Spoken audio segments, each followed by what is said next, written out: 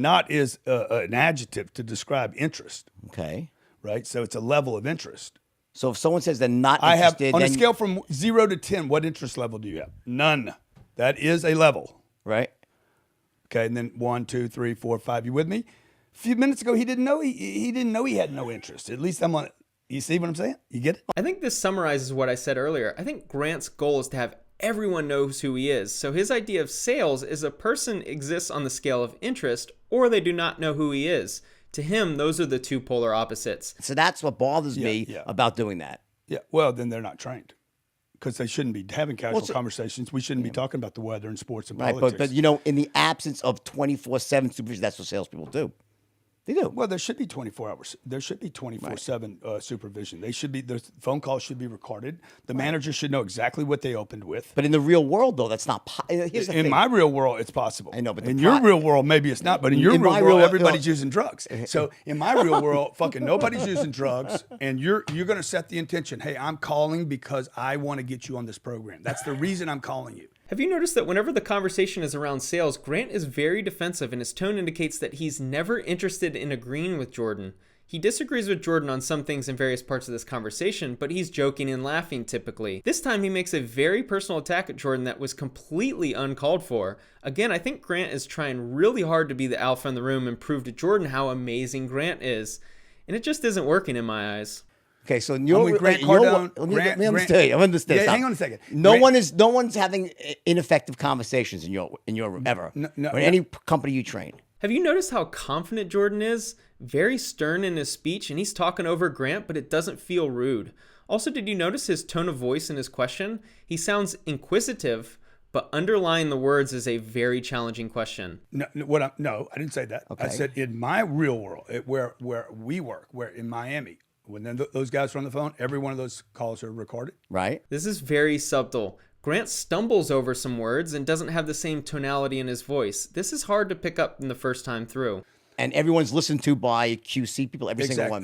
Management, and they're intervened if they're incorrect. They train every morning. They train every night. Okay. They're recorded in their trainings, and they're corrected. And if once they correct, their numbers, their statistics will go up. I'm not trying to overlook into every detail, but this little segment definitely had Grant sounding differently. His tone didn't indicate that he was confident in his speech. Very out of character for him. So you think that at any given moment in the average sales force out there, salespeople are just always doing the right, even if they train. I can't talk about the average sales force because I'm thinking about mine. So mine needs to become the model.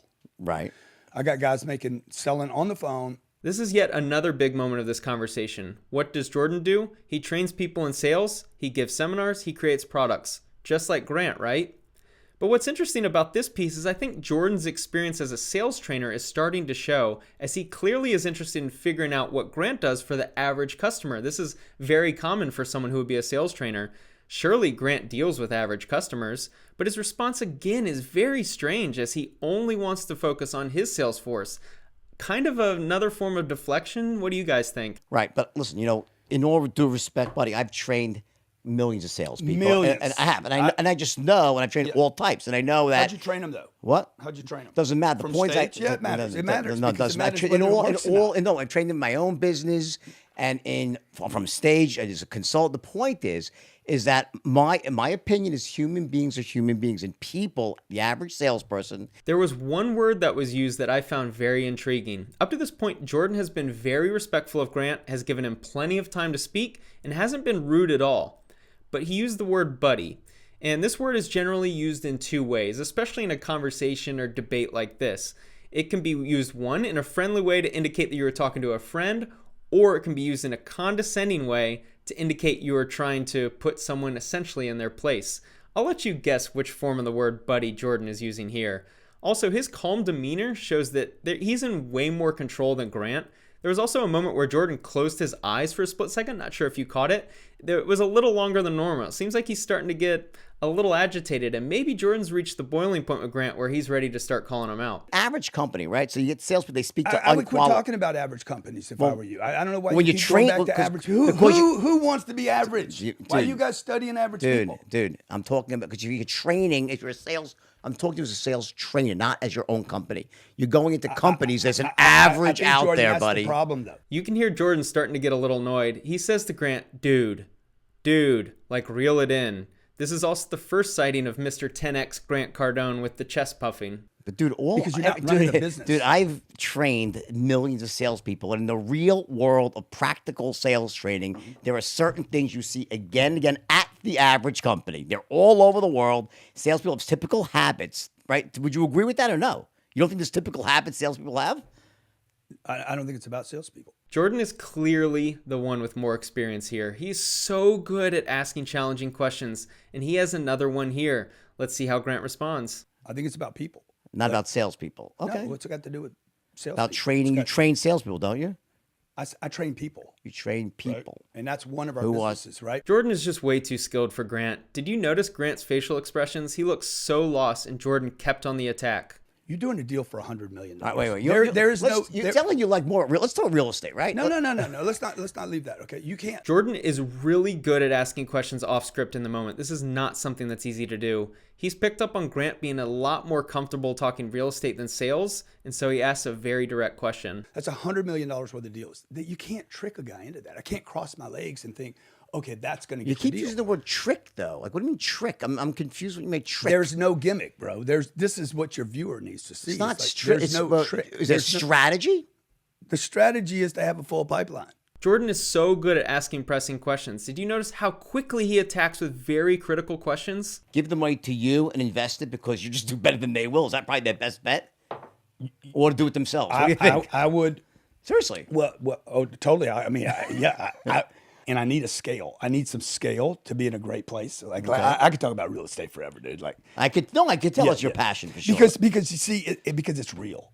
Every time they shift the conversation back to real estate, Grant seems a lot less rude, he's agreeable, and seems way more at ease. It's hard to say if I'm looking too much into this, but it definitely feels a little important. How about the 10X conferences? Tell me about them. What do you know about them? What have you heard? I don't know anything about it. Please. I don't know anything about them, buddy.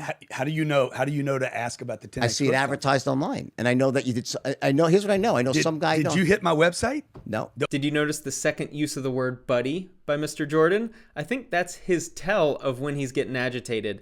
This is another instance of Grant trying to show up Jordan. No, seriously. Tell me about the 10X conference. I don't know about it. I really don't. You know nothing about it. Nothing. Okay, I want to ask you guys that are I'll watching tell you what this. I How know. many of you think he's bullshitting right now Do when I- he says he am knows I bullshitting? nothing? Don't ask him. I'm asking your viewers. Dude, I'm asking the viewers. You're missing the point. Is I he would- telling the truth? Of course I am. This was clearly another instance of Grant trying to be top dog in the room and it looking kind of desperate. There's a slight sense of validation seeking from Grant, like, I know you were researching me. Kind of an odd statement to make to a guy like Jordan who's doing the interview. Everybody knows about the 10X growth I conference. don't know. I don't know. Stop the madness. Dude. Stop the madness. I don't know anything about it. Dude, stop. You're an adult, Grant. It's not a big money. It's not a. We are the only profitable seminar business Right, but it's not in the United States. It's just today. not a really big profit center per se. It's great for building brand and stuff like that, but I wouldn't say a big profit center. I thought you were asking a question. Are you making a statement or asking? Well, you a won't. question? I'm trying to pry it out of you. Tell me. No, I'll tell you. Tell me about it. We've done three 10X growth conferences. Okay. Jordan is so comfortable with confrontation and it's pretty impressive. Every time Grant asks a challenging question, Jordan always responds with the perfect answer. When Grant gets challenged, he sometimes gets defensive. Let's see how he responds. We should do a cage match, me and you. Fighting Okay, or 3 rounds, 90 days to prepare for it. Who the fuck wins this thing? Who comes out? Huh? Give all the money to charity. What's more masculine than challenging your podcast host to a cage match where you're physically going to brawl? This will hopefully be the last chance Grant has at trying to prove to everyone how much more of an alpha he is than Jordan.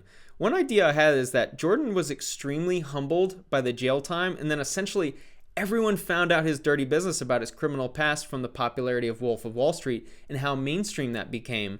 There isn't one moment in this conversation where it feels like Jordan is trying to prove something, yet Grant always seems ready to prove himself. I haven't fully reached a conclusion on this idea because I know Grant has had a humbling past as well, but it definitely feels like there's something missing there. Dude, you The don't sound Wolf like you of don't, Wall Street Dude, you don't versus sound like you're the really, Wolf of really Wall into Street. sales, though. You don't like seem to. I don't know. You don't seem to have the passion for sales, though, buddy. You're like a real estate dude. That's what you Dude, see. dude, look, Honestly, I'm just being dead honest. You sound like you're much more every into real real estate sales trade. Great observation by Jordan. I don't know where I'm gonna be. Maybe I'm gonna be. I'm you having have- messed up shoulder because of that cage match we're in.